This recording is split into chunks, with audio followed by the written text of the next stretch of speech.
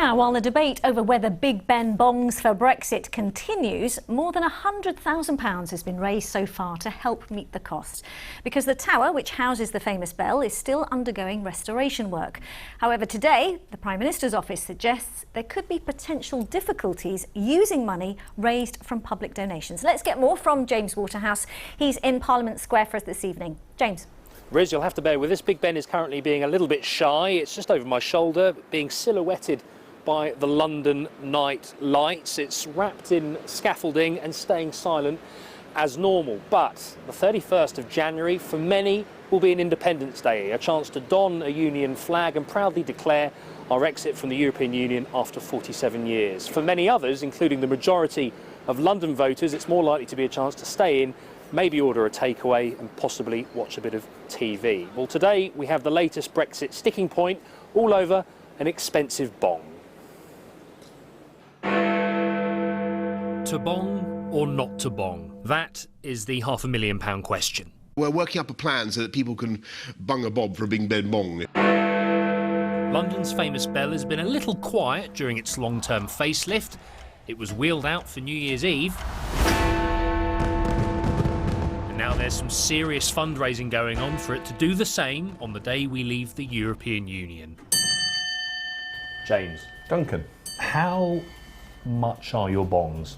The price of a clock depends on the age and how many hours of manufacture, not on its bongs. Duncan runs Pendulum in Mayfair. Yeah, he knows his clocks. I am surprised by the price tag, because to make a clock chime, you just take off the hood, use a hammer and hit the bell. The clock would then chime. Are you volunteering? Are you saying you could go up and do it yourself? If I had a pair of headphones and a ladder, I would do it free of charge. The same can't be said for Big Ben, with the quote being 50 grand a bong for it to do its thing at 11 p.m. on the 31st of January. It's steep because the bit that does the chiming would have to be put back in, along with a temporary floor, not to mention the delays it would bring to the rebuilding work. So the organisation Stand Up for Brexit is looking to raise the cash needed. It's already gone past £100,000. How much did you pay for Big Ben to bong when we leave the EU? I wouldn't pay anything. Why? Because I think it's such a contentious subject. I think it should. Why? Yes. Well, it's a tradition, it's heritage, isn't it? And it's going to signal the end of Brexit. I wouldn't be willing to donate any money to it. I think £500,000 is outrageous for one dong. Can you understand why people want to bong when we leave? Always.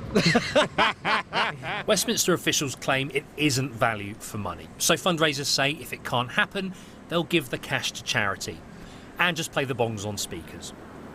Well, after all that, crowdfunding might not be the answer. Today, a spokesperson for the Prime Minister said there will be complications in accepting publicly funded money.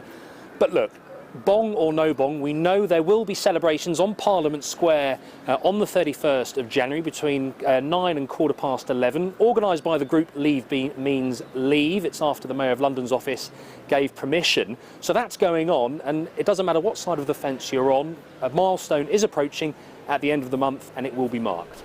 It certainly is approaching. James, thanks very much.